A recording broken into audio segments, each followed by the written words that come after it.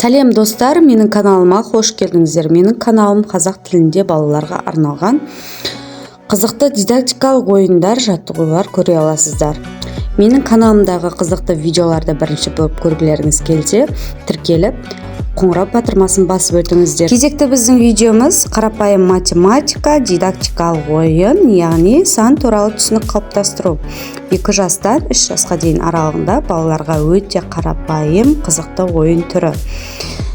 Бұл дидактикалық ойынның ерекшелігі балалар балықтарды суға салу арқылы сандарды рет-ретімен айтып шығады. Өте қарапайым ойын түрі, балалар тез есте сақтау арқылы біріншіден сандарды таниды. Екіншіден өте қарапайым балаларға жағымды көңіл-күй сыйлайды.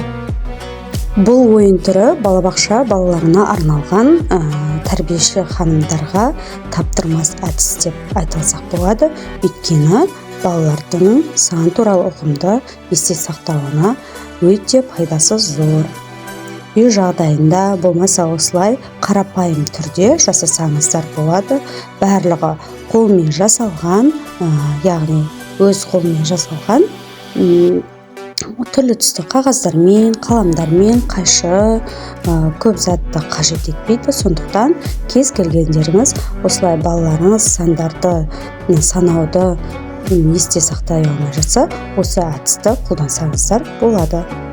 Сонымен қатар бұл ойын арқылы балалар сан ұғымын қалыптастыра отырып, және де аз көп деген ұғымды қалыптастырады.